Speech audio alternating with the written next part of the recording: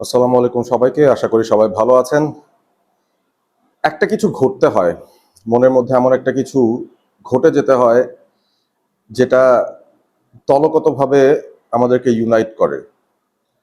কোনো একটা ডিজাস্টার, অনেক সময় খুব বেশি খুশির কোনো খবর, সবকিছু মিলিয়েই আসলে মানুষের জীবন। তবে বাংলাদেশ নারী ফুটবল দল তারা আসলে যেভাবে বাংলাদেশকে গর্বিত করেছে এত বছর ধরে, এতগুলো ট্রফি জিতে, এত দুর্দান্ত পারফরমেন্স করে মাঠে লড়াইটা যেভাবে তারা চালিয়ে গেছে, সেটা নিয়েই কিন্তু আমরা খুব প্রাউড থাকি সবসময়। এবং এবারের সাফ উইমেন্স চ্যাম্পিয়নশিপে বাংলাদেশ যখন খেলতে গিয়েছিল, তখন কিন্তু আমরা শুরু থেকে সেই লড়াইয়ের ছাপটা খুব একটা দেখছিলাম না, সেই টিম কেমিস্ট্রির ছাপটা দেখছিলাম না।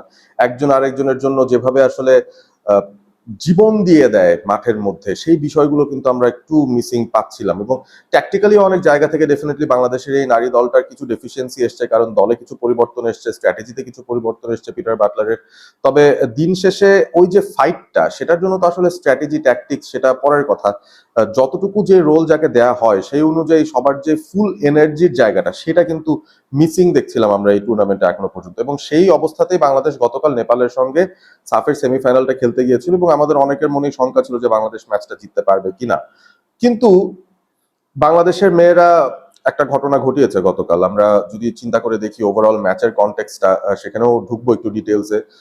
ম্যাচের আগের কি সিচুয়েশন ছিল, আগের দিন কি সিচুয়েশন ছিল। শিউলি আজিম বাংলাদেশের অন্যতম সেরা ডিফেন্ডার, তিনি এই স্কোয়াডটার সঙ্গে ছিলেন। তিনি ট্রেন করছিলেন। সেরকম একটা সময়ে ম্যাচের আগের দিন তিনি খবর পেলেন যে তার মা পরপারে চলে গেছেন।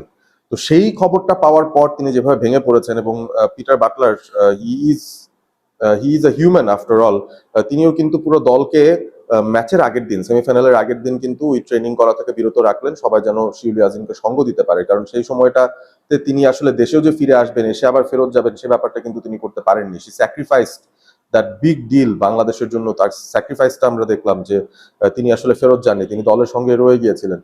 এবং তাকে যে মোরাল সাপোর্টটা দেওয়া দরকার, সেটা কিন্তু বাংলাদেশের তার সতীর্থরা সবাই দিয়েছেন, টিম ম্যানেজমেন্টের সবাই দিয়েছেন। আমাদের সবার পক্ষ থেকে এই কন্ডোলেন্সেস ছিল সেই জায়গাটায়।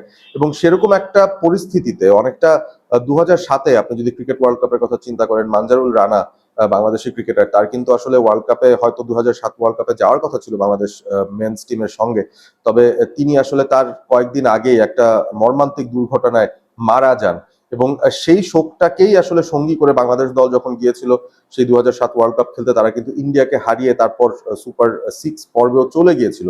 সো এরকম কোন একটা পরিস্থিতি যখন হয়, তখন আসলে দলের মানসিক অবস্থা দুই দিকে যেতে পারে। একটা হচ্ছে তারা পুরোপুরি ভেঙে পড়তে পারে, আর আরেকটা হচ্ছে তারা একসঙ্গে জোট বেঁধে কোনো একটা পারপাস নিয়ে সামনে এগিয়ে যেতে পারে। অবশ্যই দেশকে রিপ্রেজেন্ট করা একটা বিরাট বড় পারপাস, কিন্তু সেটার পাশাপাশিও একটা আলাদা রকম পুশ প্রয়োজন হয় বোধহয়, আলাদা রকম একটা মানসিক শক্তির প্রয়োজন হয়। সেই শক্তির প্রমাণটা বাংলাদেশ গতকাল নেপালের এগেনস্টে দিয়েছে। বাংলাদেশ প্রথমে কিন্তু পিছিয়ে গিয়েছিল নেপালের এগেনস্টে। নেপাল সেট পিস প্লে থেকে একটা গোল দিয়েছিল, যেখানে মিলি ঠিকমতো বলটা হ্যান্ডেল করতে পারেননি, এবং খুব ভালোভাবেই নেপালের সেই মিডফিল্ডার তিনি ওয়ান টাচেই বলটাকে ফার পোস্টে ঢুকিয়ে দিয়েছিলেন। নেপাল 1-0 গোলের লিডও পেয়ে গেছিল, এবং তখন মনে হচ্ছিল যে বাংলাদেশ এই পুরো টুর্নামেন্টে যে ছন্নছাড়া ফুটবলটা খেলছিল, ঠিক একই প্যাটার্নেই তারা কি খেলে যাবে কিনা, তারা কি মানসিকভাবেও বিধ্বস্ত কিনা। আহ, তারপর হঠাৎ একটা ঘটনা ঘটেছে, এবং সেই ঘটনাটা ঘটেছেন ঋতুপর্ণা চাকমা। আপনারা সবাই দেখে ফেলেছেন নিশ্চয়ই, সেই অলিম্পিক গোলটা কর্নার থেকে সরাসরি গোল দিয়েছেন ঋতুপর্ণা চাকমা, তার বা পায়ের যেই জাদুটা রয়েছে, তার বা পায়ের যে হুইপটা রয়েছে, সেটা ব্যবহার করে। এবং ওই যে একটা গোল বাংলাদেশ দিল ম্যাচের 39তম মিনিটে গিয়ে, তারপর থেকে কিন্তু বাংলাদেশকে পেছনে ফিরে তাকাতে হয়নি। আমরা একটু একটু করে বাংলাদেশের সেই লড়াইয়ের জায়গাটা দেখছিলাম। মিডফিল্ড ব্যাটেলে যদি আমরা তাকাই, সেখানে মমিতা, তিনি খেলেছেন গতকাল।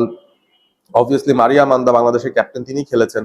মনিকা চাকমা তিনি ইনজুরির কারণে শুরু থেকে নামতে পারেননি। তবে যারাই মাঠে ছিলেন, উমেলা মার্মা থেকে শুরু করে আনিকা রানিয়া, যিনি ফরওয়ার্ড লাইন থেকে পেছনে এসে সাহায্য করছিলেন দলটাকে, সুরভি আকন্দ প্রীতি, ঋতুপর্ণা চাকমা, ডিফেন্সে আফিদাকে ফিরিয়ে আনা হয়েছিল আবারও, প্রভাতে কিস্কুর সঙ্গে তিনি পার্টনারশিপ করছিলেন, Shamsun Nahar senior at the back, Mili at the goal. সবাই মিলে আসলে যে লড়াইয়ের ইঙ্গিতটা দেওয়া শুরু করেছেন, বাংলাদেশ কিন্তু ফার্স্ট হাফটা শেষ করেছিল দারুণভাবে, বেশ কিছু ভালো আক্রমণ করে। আরো একটা গোলও বোধহয় আমরা বের করে ফেলতে পারতাম। হঠাৎ করেই চেহারাটা পাল্টে গেল ওই একটা গোল দিয়ে, ওই ঋতুপর্ণার ওই অলিম্পিক গোলটা দিয়ে। তারপর সেকেন্ড হাফেও বাংলাদেশ আক্রমণ করে যাচ্ছে, নেপালও তারা ভালো ফুটবল খেলেছে, তারা কিন্তু ভালো ফর্মের একটা টিম। এবং এক এক অবস্থায় যখন এক্সট্রা টাইমের 6 মিনিটেও ম্যাচটা চলে যাচ্ছে, এক্সট্রা টাইমে ঢুকেই গেছে, আমাদের মনে হচ্ছিল যে হয়তো আমরা অতিরিক্ত সময় চলে যাব, কিংবা পেনাল্টিতে চলে যেতে পারে এই ম্যাচ। ঠিক সেই সময়টায় এসে বাংলাদেশের সুপার সাব সাগরিকা তিনি বাংলাদেশের উইনিং গোলটা দিয়েছেন। এবং পিটার বাটলারকে প্রশংসা ডেফিনেটলি করতে হবে এই জায়গাটায়। তিনি সেকেন্ড হাফের আগেই বেশ প্রোঅ্যাক্টিভলি বেশ কিছু চেঞ্জ আনা শুরু করেছেন। যখন দেখলেন খেলার প্যাটার্নটা তার মনোপুত হচ্ছে না, তিনি কিন্তু মাঠে আরো এনার্জি নিয়ে আসার জন্য এবং কিছু স্পেসিফিক পজিশনে কিছু পার্সোনাল চেঞ্জ আনার জন্য কিন্তু ট্যাকটিক্সে পরিবর্তন এনেছেন এবং তিনি সাব থেকে বেশ কিছু খেলোয়াড়দেরকে ইনভলভ করেছেন। আনিকা রানিয়াকে রেখেই তিনি সাগরিকাকে ইনভলভ করেছেন যেন 2 পার্সন স্ট্রাইক ফোর্স বাংলাদেশের তৈরি হয়। তিনি রাইট উইংটায় প্রীতির জায়গায় শামসুন্নাহার জুনিয়রকে এনেছেন, যার মধ্যে হয়তো ক্ষুধা ছিল যে 11 থেকে জায়গা হারিয়েছেন, সুতরাং তার প্রমাণ করে আবারও কিন্তু 11-এ আসতে হবে, সেরকম একটা এনথুজিয়াজম নিয়ে তিনি মাঠে নেমেছিলেন। তো ওভারঅল আমার কাছে মনে হয় যে পিটার বাটলারের সাবস্টিটিউটস গুলো খুবই উপকারে দিয়েছে গতকাল বাংলাদেশকে, এবং সেটার কারণেই বাংলাদেশ আমার কাছে মনে হয় যে খুব পজিটিভলি সেকেন্ড হাফটা খেলেছিল এবং মনে হচ্ছিল যে কোনো সময় কোনো গোল চলে আসতে পারে। এবং শেষ পর্যন্ত সাগরিকা সেই উইনিং গোলটা বাংলাদেশকে দেয় এক্সট্রা টাইমে গিয়ে, যেখানে সাধারণত ছেলেদের টিম মেয়েদের টিম আমরা যেটাই বলি না কেন আমরা গোল খেয়ে ফেলি ফোকাসের ঘাটতির কারণে, সেই জায়গাটায় উল্টো আমরা নেপালের এগেনস্টে উইনিং গোলটা পেয়ে গেছে আমাদের এক্সট্রা টাইমে গিয়ে, এবং সেই 2-1 গোলেই বাংলাদেশ জিতলো। তবে যেই সিনটা আসলে চোখের সামনে থেকে সরানো যাচ্ছে না, সেটা হচ্ছে ম্যাচ শেষ হওয়ার সঙ্গে সঙ্গেই বাংলাদেশের অনেক মেয়েরা খেলোয়াড়রা কান্নায় ভেঙে পড়লেন এবং সঙ্গে সঙ্গে দৌড়ে গেলেন ডাগ আউটে, যেখানে শিউলি আজিম দাঁড়িয়েছিলেন। পুরোটা সময় তিনি আসলে ক্রন্দনরত ছিলেন। বাংলাদেশ যখন ন্যাশনাল অ্যান্থেম গাচ্ছিল ম্যাচ শুরুর আগে, তখনও দেখেছিলাম তিনি কাঁদছেন এবং ম্যাচ শেষ হওয়ার পরও সবাই গিয়ে তাকে জড়িয়ে ধরলেন এবং শিউলি আজিমের মাকে উৎসর্গ করে বাংলাদেশে এই জয়টা উপহার দিয়েছে। Rituparna Chakma player of the match হয়েছেন, তিনিও সেই অ্যাওয়ার্ডটা উৎসর্গ করেছেন এই শিউলি আজিমের প্রয়াত মাকে। এবং বাংলাদেশ আমার মনে হয় যে লড়াইয়ের ইঙ্গিতটা দিচ্ছে, ফাইনালে আমার মনে হচ্ছিল যে ইন্ডিয়ার সঙ্গে বাংলাদেশ যদি আবার চলেও যায় সেই ক্ষেত্রে কতটুকুই বা আমরা ফাইট দিতে পারবো।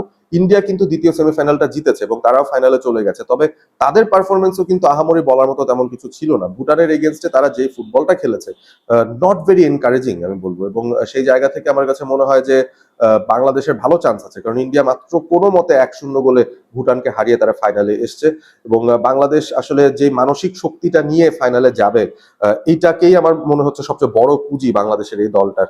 এবং ফাইনালটাতে আবারও আমি এক্সপেক্ট করছি, এটা একটু পজিটিভ ভাইব পাচ্ছি এখান থেকে, যে সেই শোকটাকে শক্তিতে পরিণত করেই বাংলাদেশ মহিলা দল তারা যেন ইন্ডিয়াকে ফাইনালে হারিয়ে দেয় এবং সাফের ট্রফিটা নিয়ে যেন ফিরে আসে। মাকে তো আর ফিরে পাবেন না শিউলি আজিম, বাট অন্তত তার জন্য তার টিমমেটসরা যদি একটা দারুণ পারফরমেন্স দিয়ে ফাইনালটা জিতে আসতে পারে, তাহলে সেটাই অন্তত একটা কনসোলেশন হবে শিউলি আজিমের জন্য। এরকম কঠিন সময় তিনি যে স্যাক্রিফাইস করেছেন সেটার জন্য অন্তত এতটুকু তার প্রাপ্য। আপনারা কমেন্ট করে জানিয়ে দিন আসলে আপনাদের এক্সপেকটেশনটা কি ফাইনালটাকে ঘিরে, যে বাংলাদেশ ইন্ডিয়াকে আসলেই ফাইনালে হারিয়ে সাফের চ্যাম্পিয়নশিপের হ্যাট্রিকটা করে ফেলতে পারবে কিনা। কমেন্ট করে জানিয়ে দেবেন, সাবস্ক্রাইব করবেন অল স্পোর্ট এবিপি। ভালো থাকবেন সবাই।